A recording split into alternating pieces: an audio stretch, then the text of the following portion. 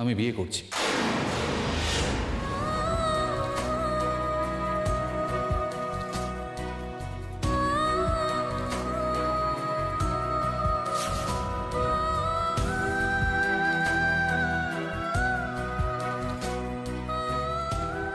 সে কি এর মধ্যে বিয়ে করছো মানে? এ তো দুটো দিনের ব্যাপার, এর মধ্যে তোমার বিয়ে ঠিক হয়ে গেল? দেখো, এমনিতেই তো কথা চলছিল। ইনফ্যাক্ট সেই জন্যই আমি সেই দিন শিমুলের কাছে ওর মতামত নিতে এসেছিলাম, আর ঠেকিয়ে রাখা গেল না। কালকেই আমি মেয়েটাকে দেখেছি আর কনফার্ম করে দিয়েছি।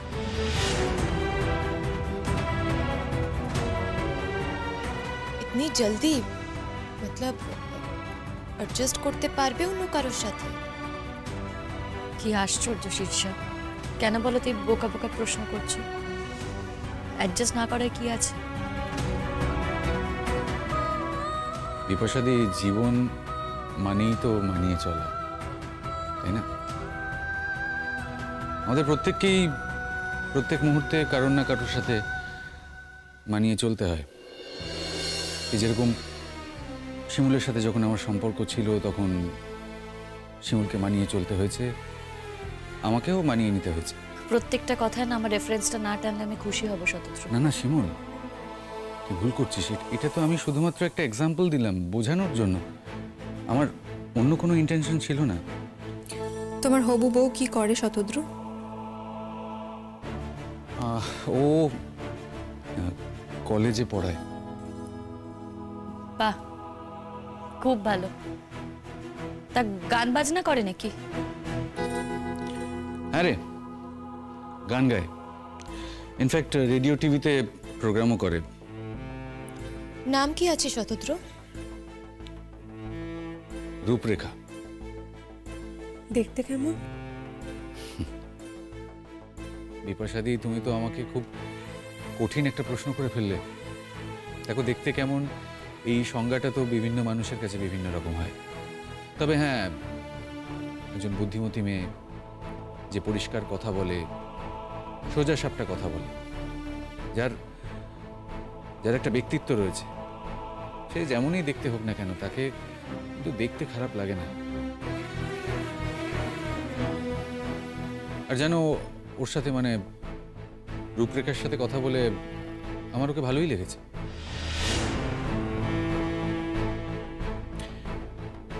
কার্ডটা হয়নি আসলে, খুব তাড়াতাড়ি ব্যবস্থাপনা হচ্ছে।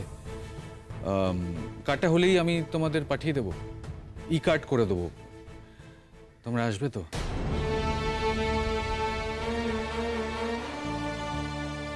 মেয়েটি তোমার সব কথা জানে শতদ্রু? সব কথা মানে? মানে তোমার যে এর আগে একটা অ্যাফেয়ার ছিল। বিপাশা দিয়ে আমি এক্ষুনি বাড়ি যাব। আমার তো মনে হচ্ছে না আজকে কোনো রিহার্সাল হবে বলে। আমি আসছি। না না, শোন না, তোরা রিহার্সাল কর। ইনফ্যাক্ট আমি একটু তাড়াতাড়ি বেরিয়ে যাব। আসলে একা হাতে সবটা সামলাতে হচ্ছে তো। Social marriage after all. আর বোন তো সবসময় শ্বশুর বাড়ি থেকে আসতে পারবে না। আর সব থেকে বড় কথা, বিয়েটা পরের রোববারই। সে কি, এতটা তাড়াহুড়োর খুব দরকার ছিল শতদ্রু? কেন, মেয়ে কি হাতছাড়া হয়ে যেত? জানি না জানি না, দেখো শুধু একটাই কথা আমার মনে হয়েছে, বিয়ে যখন করতেই হবে তখন আর দেরি করে লাভ কি। शतद्रु, तुमने उस लड़की को सब कुछ बताया ना? मतलब पहले तुम्हार जो अफेयर छिलो ये सब। দেখো, আমাদের গল্পটা তো বেশ পুরনো, সবাই সবটা জানে। ইনফ্যাক্ট আমি ভেবেছিলাম ওকে সবটা বলবো, কিন্তু তার আগে দেখলাম ও সবটা জানে। আর যথেষ্ট ভদ্র মেয়ে, তাই কোনো আপত্তি করেনি। इसका मतलब? ठीक बुझलाम ना। কি বলতে চাইছো বলো দেখি? না না, তোমরা ভুল বুঝছো। আমার যে একটা অ্যাফেয়ার ছিল, আমার যে একটা পাস্ট লাইফ আছে, সেটা জেনে ও আপত্তি করে বিয়েটা ভেঙে দেয়নি। ওর বক্তব্য যে প্রত্যেকের জীবনেই এরকম ঘটনা ঘটে, প্রত্যেকের জীবনেই একটা পাস্ট লাইফ থাকে। ইনফ্যাক্ট ওর নিজের জীবনেও তাই, ও নিজের জীবনেও এরকম ঘটনা ঘটেছে যেটা আলটিমেটলি বিয়ে অবধি পৌঁছয়নি। তবে হ্যাঁ, বিয়ের পর ও আর কোনো কিছু অ্যাকসেপ্ট করে নেবে না। তার মানে বিয়ের পর শিমুলের সঙ্গে আর তোমার কোনো যোগাযোগ থাকবে না? আমি নিজেই যোগাযোগ রাখবো না, আর সেটা তো খুব স্বাভাবিক ব্যাপার। বিয়ের পর একটা মেয়ে কেন শুধু শুধু হ্যাংওভার নিয়ে থাকবে বলো তো? আসলে কি বলতো, এক একজন এক এক রকম। কারোর কারোর কাছে এটা একদমই ম্যাটার করে না। একসময় সম্পর্ক ছিল, এখন বন্ধু, ঠিক আছে। কিন্তু ও আমায় প্রথম দিনই পরিষ্কার জানিয়ে দিয়েছে যে এর আগে যা ঘটেছে সেই নিয়ে ও আমাকে কোনো প্রশ্ন করবে না। কিন্তু বিয়ের পরে ফার্দার আমি যাতে শিমুলের সাথে কোনো রকম কোনো যোগাযোগ না রাখি, ইনফ্যাক্ট বন্ধু হিসেবেও নয়।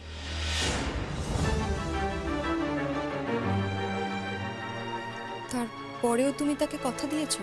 হ্যাঁ, কথা না দেওয়ার কি আছে বলো তো? এমনিতেও তো শিমুল আমার সাথে বন্ধুত্ব রাখতে চায় না। ইনফ্যাক্ট আমরা তো শুধুমাত্র বন্ধু ছিলামও না। কোনো কিছু ভুলতে যখন হবে তখন সেটাকে পুরোপুরি ভুলে যাওয়াই ভালো। নতুন একজনের সাথে জীবন শুরু করতে চলেছি, পুরনো স্মৃতিগুলোকে নিয়ে আর নাড়াচাড়া করে কি লাভ বলো তো? খুব ম্যাচিওর হয়ে গেছিস তুই, ভালো, খুব ভালো। দেখ, আমিও তো ঠিক এটাই চেয়েছিলাম।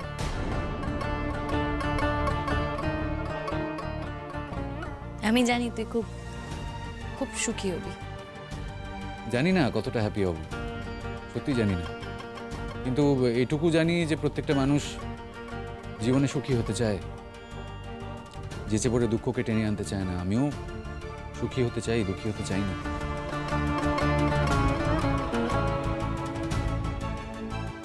আর সেই জায়গা থেকেই আমি নতুন কোনো কমপ্লিকেশনে জড়াতে চাই না। তা আমাদের নিমন্ত্রণ করার কি ছিল? কদিনেরই বা আলাপ আমাদের সঙ্গে। বারে, তোমরা তো আমার দিদির মতন। দেখো, যত দিনেরই সম্পর্ক হোক না কেন, এটা তো মানবে যে আমাদের সম্পর্কটা বেশ গাঢ় হয়ে উঠেছে। আর আমি জানি শিমুল মনে মনে আমার স্ত্রীকে দেখতে চাইছে। ইনফ্যাক্ট ও বিয়েতেও আসবে, এটা এনশিওর করার জন্য যে আমি সত্যি হ্যাপি হয়েছি কিনা।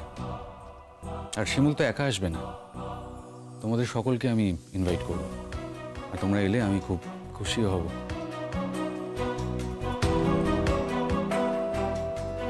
কিরে শিমুল, আমার বিয়েতে আসবি তো? হ্যাঁ, যাবো তো।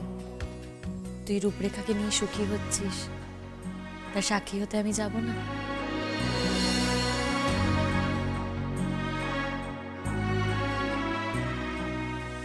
তবে হ্যাঁ, তুই কিন্তু ওকে বলে রাখিস, ওই একদিনই আমি তোদের জীবনে হাইফেন হয়ে থাকবো।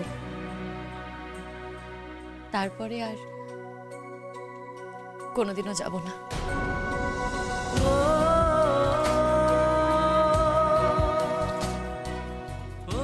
ভালো থাকিস শিমুল, তোর ভালো হোক। ভালো মন্দ কি সবসময় নিজের হাতে থাকে বল? থাকে না তো। এই যেমন আমি তোকে বলছি তুই ভালো থাকিস, সুখে থাকিস, আর আমি জানি তুই থাকবি। তোর মুখে যা শুনলাম, রূপরেখা খুব ব্রাইট মেয়ে, খুব ইন্টেলিজেন্ট মেয়ে। ওকে একটু ঠিকঠাক হ্যান্ডেল করিস, তাহলে দেখবি তোর জীবনে সুখ কেউ আটকাতে পারবে না।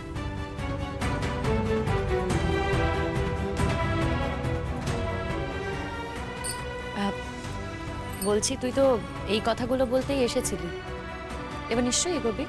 বিপাশাদি, তুমি চা খাওয়ালে না তো? হ্যাঁ চা? হ্যাঁ, চা করছি। শুধু চা কেন, মিষ্টিও খাওয়াবো। বসো। আমিও যাচ্ছি, হেল্প করে দেবো। हाँ আমি भी মিঠাইগুলো বের করে দিই। হ্যাঁ, আমি তাহলে আসি, আমার তো আর এখানে কোনো না, দরকার নেই। না, কেন না। বিপাশাদি? চাটা খেয়ে যা। চা করছি, চাটা খেয়ে যা। বস, বসো শতদ্রু। হুম। আয়।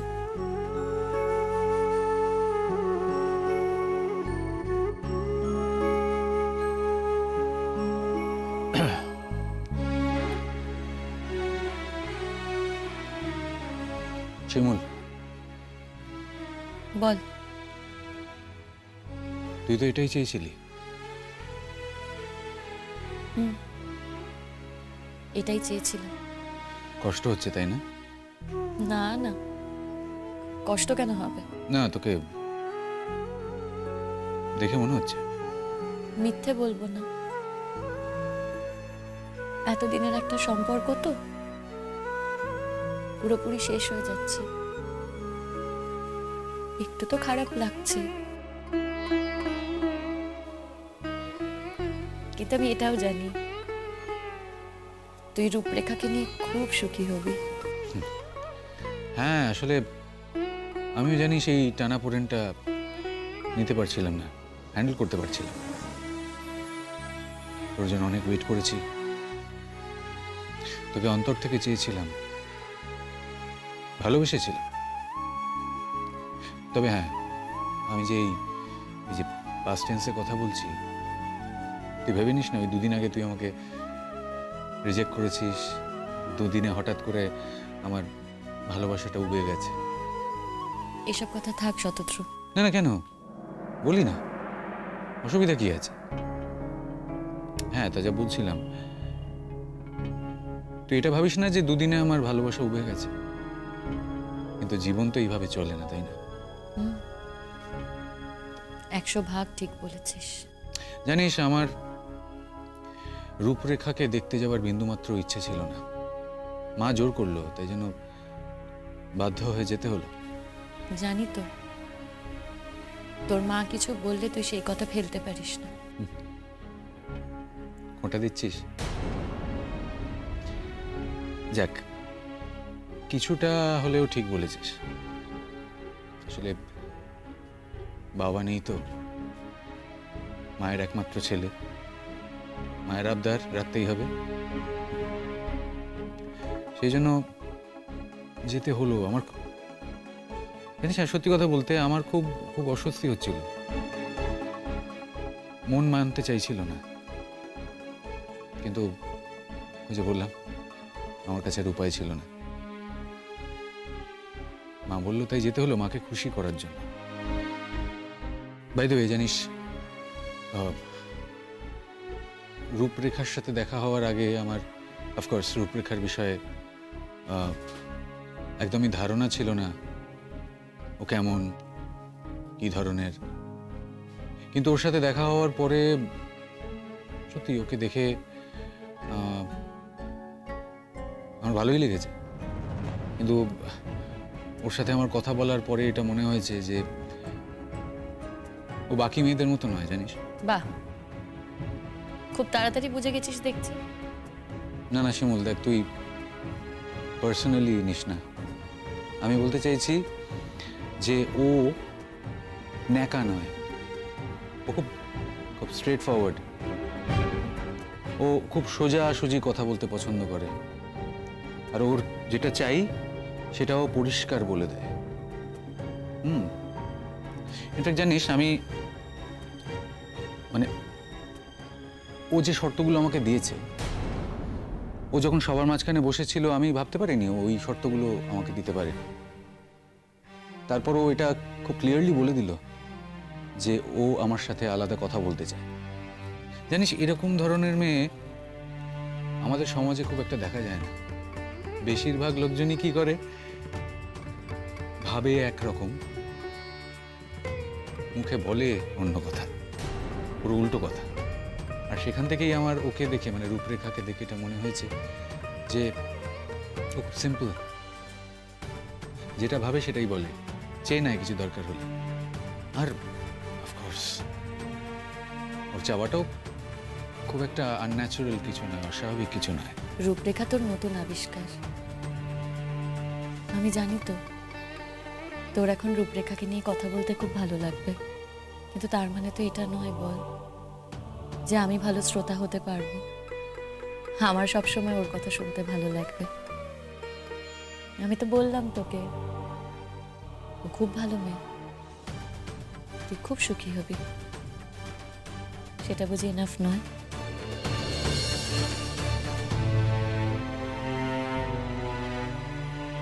এরপর বাকি জীবনটা তুই চলবি শিমুল, আমি তোকে জ্বালাবো, তোর সঙ্গে ঝগড়া করব না, তোর উপর অভিমান দেখাবো না, তোর সঙ্গে আমার দেখাই হবে না, কিন্তু তুই জানবি আমি সুখের সৌরভে ভেসে যাচ্ছি, এটা তুই সারা জীবন দেখবি।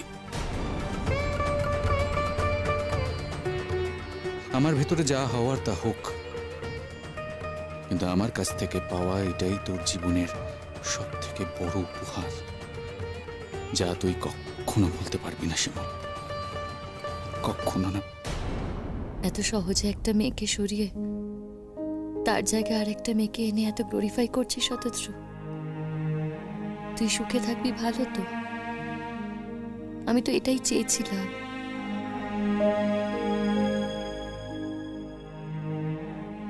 দোষ তো আমার, আমাদের সম্পর্ককে আমরা ক্যারি ফরওয়ার্ড করতে পারিনি।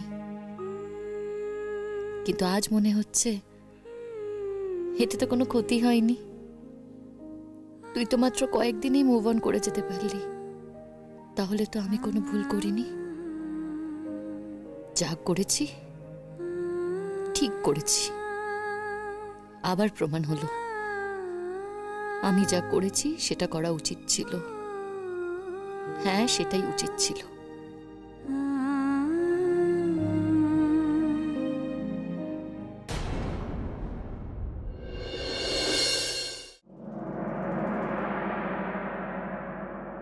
মা, মা, ও কি কথা চেঁচাচ্ছ কেন? হয়েছে নাকি? ওই যে মাস্টার মশাই যিনি এসেছিলেন, ওনাকে দিয়ে দিদির আর কোনো পড়াশোনা হবে না, ওনাকে এখানে আসতে বারণ করে দেবে। কেন? কেন রে? হ্যাঁ, আমার মাস্টারমশাই তোকে কোথায় খোঁচা দিয়েছে? আমি একটু দেখো তো কোথায় খোঁচা দিতে, যে আমার মাস্টারমশাই এবারে আসবে না? এই শোন, আমি কোনো কথা শুনতে চাই না। উনি যখন এখানে আসবেন আমি বলেছি তখন আর আসবেন না। আর মা শোনো, আমি বলছি তোমরা যদি ওনাকে না বলতে পারো তাহলে আমি ওনাকে বলবো উনি যাতে এ বাড়িতে আর না আসেন। কেন আসবে না? মানে কারণটা তো জানাতে হবে ওনাকে। অনেক কষ্ট করে ম্যানেজ করে আমি ওনাকে এ বাড়িতে এনেছি পুতুল দিকে পড়ানোর জন্য। কারণটা বলো। জানাজানির কিছু নেই, লোকটা খারাপ। শোনো, ও যখন বলেছে লোকটা খারাপ, তার মানে ওর কাছে নিশ্চয়ই কোনো প্রমাণ আছে, সেই জন্যই ও কথাটা বলছে।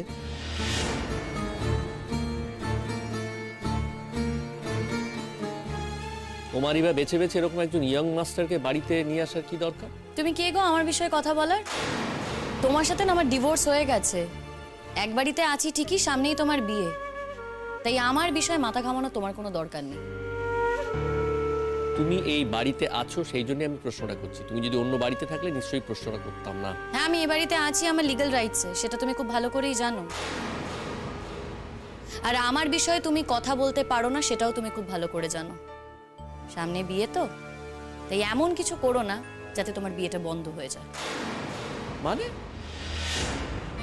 কি মামদোবাজি নাকি? যখন খুশি তোমার কথা মতো বিয়ে বন্ধ হয়ে যাবে?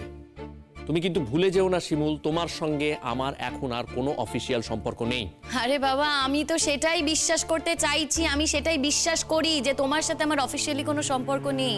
তাহলে কেন তুমি আমার বিষয়ে মাথা ঘামাচ্ছ? শোনো, তোমার জন্য যদি আমাদের এই বাড়ির কোনো ক্ষতি হয়েছে, একটা জোচ্চোর লোককে তুমি আমাদের বাড়িতে ঢোকাবে?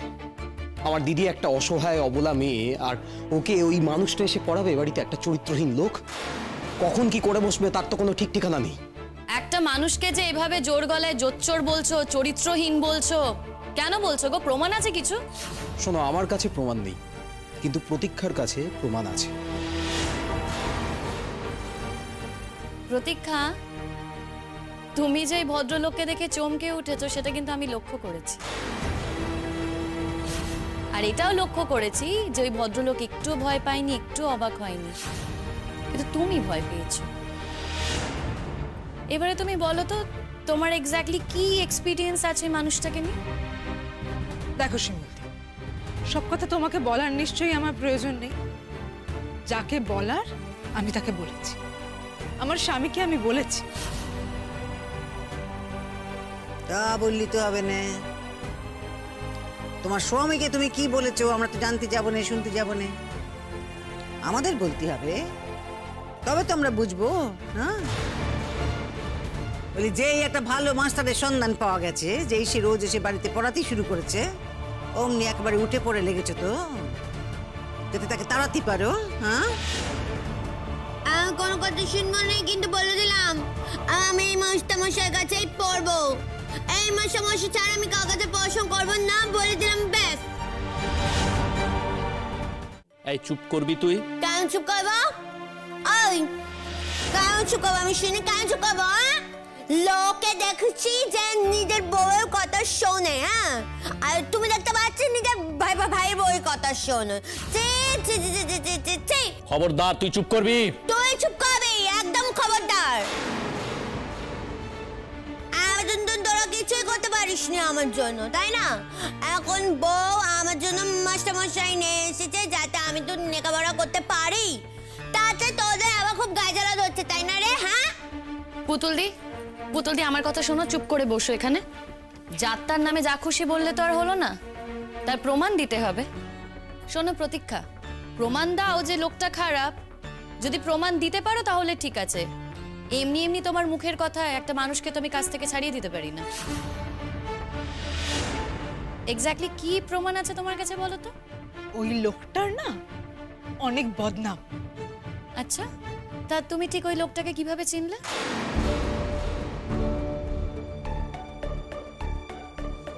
চিনি বলেই বলছি শিমুলদি, সব কথা বলতে হবে তোমাকে? অবশ্যই বলতে হবে প্রতীক্ষা।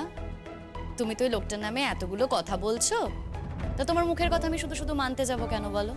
হ্যাঁ, কথা কানা কে বলছে সেইটা হলো কথা। তাও যদি ওর উপরে আমাদের তেমন ভরসা থাকতো, তোমার উপর তো আমাদের ভরসা নেই।